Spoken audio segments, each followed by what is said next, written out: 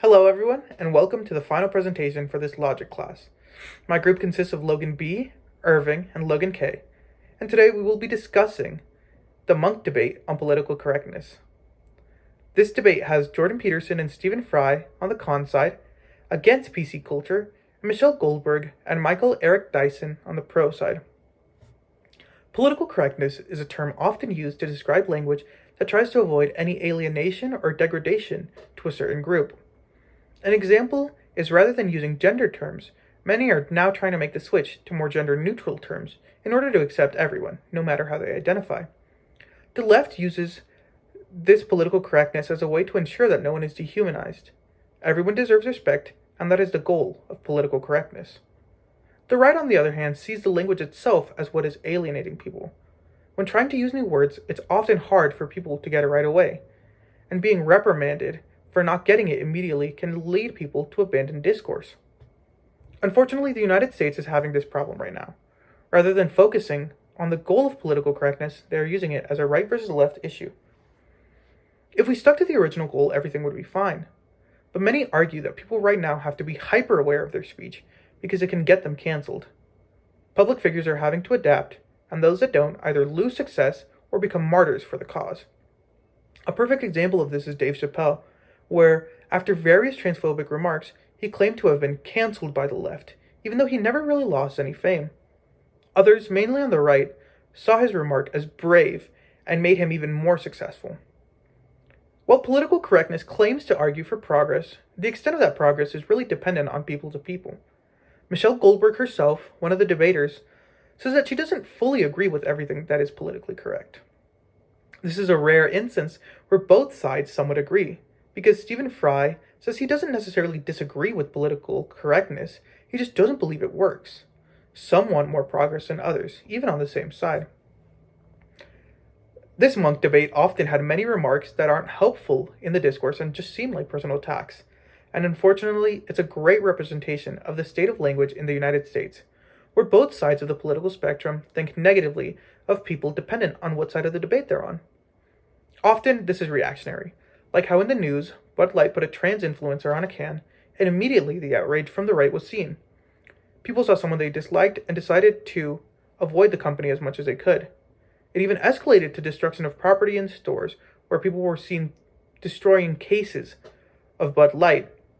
Rather than being content with disagreeing and boycotting, they decided to up the stakes and commit a crime over a face on a beer can. There is no more sense of spirited debate or effort to hear out the other side. It is act before even beginning to think or empathize with anyone else. Some things are flat out wrong and shouldn't be allowed, but this isn't the case in most of PC culture. Today we will dissect Jordan Peterson's points about individualism and how Michelle Goldberg tries to refute them with her argument in favor of collectivism. The pro-political correctness side often tries to discredit the other side and simply argue that it is easier to conform language to help the most amount of people. The collectivist argument is that people are often groups, and so why should we not help those groups, especially since they were the ones that have been most oppressed? The anti-political correctness side states that the individuals should be judged simply as individuals, and that political correctness doesn't work. All that is happening is the left is giving up a lot of ground because they annoy people with all of their language control. Ultimately, both sides understand the power of political correctness, this buzzword, and how they can manipulate it to better their side.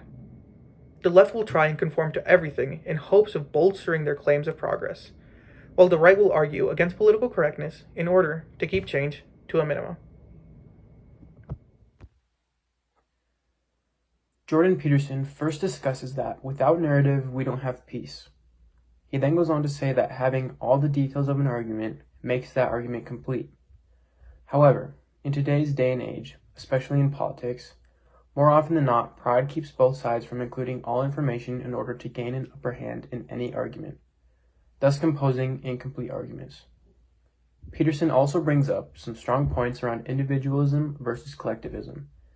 He mentions the best way to communicate is from one individual to another, but then he continues to argue that we are not individuals, but instead a member of a group. We should view the world as a battleground for arguments or battles of groups of different power. I'd like to introduce the question, what makes a group? In terms regarding sociology, a group is two or more people with a common goal, related characteristics, or anything else in that matter that is viewed as a similarity. As society, we recognize these groups every day. A person may be a member of several groups, of which there are an infinite number. For example, someone may identify as a female minority in college playing sport. That individual is a member of the female gender, minorities, college students, and student athletes, among many other. From a political viewpoint, groups are often seen as liberal or conservative, Democrat or Republican.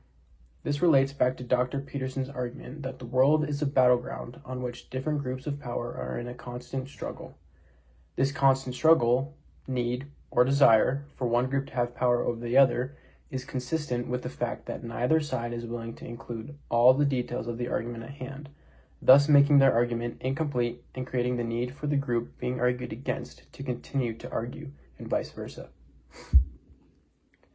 Dr. Peterson also takes his argument a step further, saying history itself is a consequence of nothing but the power maneuvers between different groups.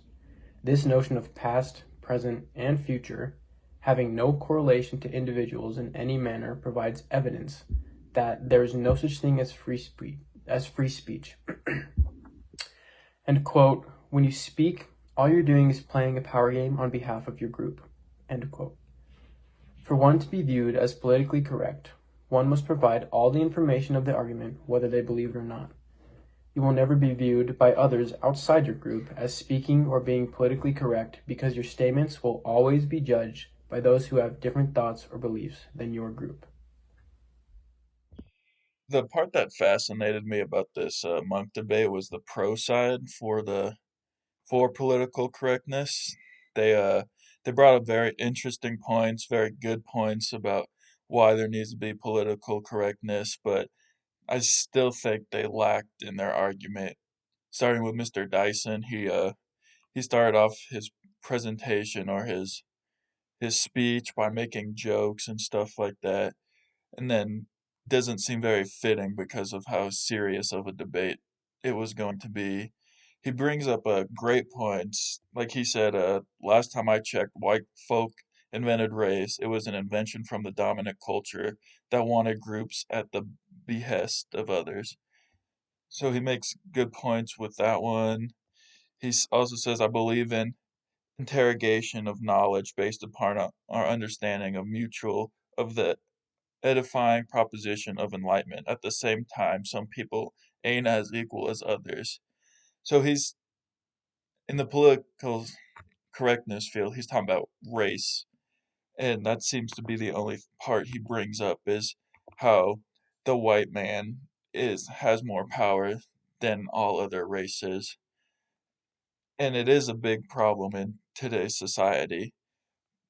But at the same time as him saying that we oppress black people, he starts attacking Mr. Peterson and calling him a mean white man.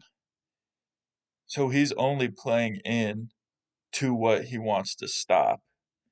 So my sense is it's not okay when the angry white men do it, but it's okay if he does it, which I feel like he falls short with that point since he's just attacking him.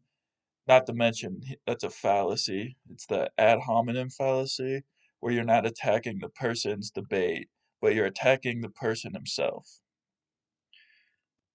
I think what Michelle Goldberg said in this argument was very fascinating since Mr. Dyson was talking more about the minority groups in America, and then she was trying to fight for the genders and the imbalance in her part. But then she's also said that there is things she doesn't agree with and she won't be defending. And when she said that, it really caught my attention because she's fighting for pro political correctness, but realizes that there are some parts where she won't defend because it's just not right. And to me, that really made me think that if you're going to defend political correctness, then I feel like you should defend all of it and not just parts that make your argument stronger. I know there's like a lot going under the umbrella of political correctness, but they just seem to focus more on the minorities and the gender side of things and tend to hide the other things because it does not support the argument. And then Mr. Fry commented that political correctness isn't a good thing because everything will be shut down. You won't be able to say anything without getting it thrown back in your face. And I find that very fascinating since this YouTube video or the debate was 4 years ago. And then even in today's day and age, we see it more increasing more through the gender of people, with especially with pronouns. If you call someone the wrong pronoun or misgender them, then it's a big problem, but it's an accident as well. But it's hard to make that mistake with the term political correctness floating around, always in the back of your mind.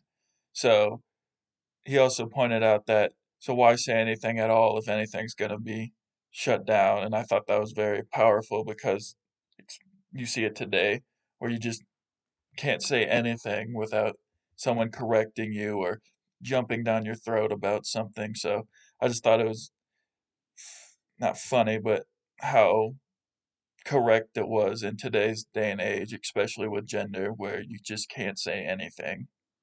All right, my name's Irving. I got a group with Logan Kaplan. We got a group with Logan B. I got a group with Kevin Hernandez. And then we're kind of arguing for the political correctness side. And I'd like to start off with Jordan Peterson, or I'll be diving into Jordan Peterson in specific. And then I'd like to start off with his first premise, with his premise is without unity, conclusion, there is no peace. And I support that as well, saying that we are social creatures and like we're built off of family and union. Then he has another argument. Premise is humans are individualistic. Conclusion, there is no collective set of guidelines for either side of the debate, which also holds true. Jordan Peterson also says the West is characterized by individualism, which is true. He also argues that the West is one of the freest and most functioning parts of the world, which is also true. Jordan Peterson also argues that individuality builds character strength and discovering challenges on one's own. He also argues that there is no such thing as free speech. Based on what the opposing side is arguing. And then he says that his interpretation of free speech is how you make sense of the world, and that there is a need for free speech. This is true also based on our textbook that we have discussed in class with individual interpretation of images. Protests are people fighting for what they believe their own values to be. So that'd be another good argument attacking the supporting side of political correctness. Stephen Fry argues that everybody has been victimized and has gone through some form of slavery. Everyone goes through struggles. It all falls down on human decency, how we treat one another on an individual level, which is very true, and very capitalistic and Western. So I'd say just from my personal beliefs, that the West is individualistic, I'd say it still holds true. On the pro-political correctness side, they have arguments such as you should be characterized by the people who are like you, which I don't believe to be true, since